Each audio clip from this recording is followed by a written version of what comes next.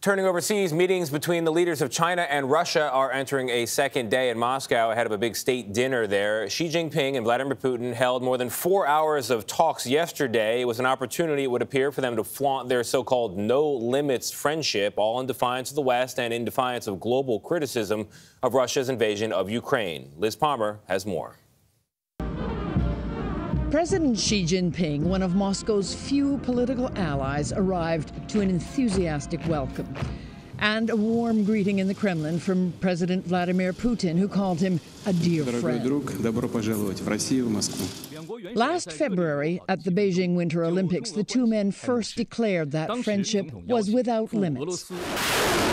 It's since been tested by Russia's invasion of Ukraine and by the International Criminal Court's arrest warrant for Vladimir Putin as a suspected war criminal. China has recently published a ceasefire plan for Ukraine, but its terms, which don't call for a Russian withdrawal, have been dismissed by the White House. Calling for a ceasefire that does not include the removal of Russian forces from Ukrainian territory would effectively be supporting the ratification of Russian conquest. It would recognize Russia's attempts to seize the sovereign neighbor's territory by force.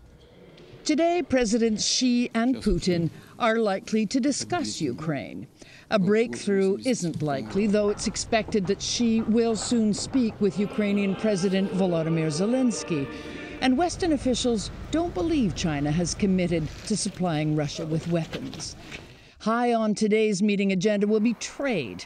Under heavy Western sanctions, Russia depends more than ever on China for goods and services and to buy its oil and gas. President Xi is well placed to drive a hard bargain with a man who may not be the ideal friend, but who he can at least count on to stand with China against its main rival, the United States. For CBS Mornings, I'm Elizabeth Palmer in Tokyo.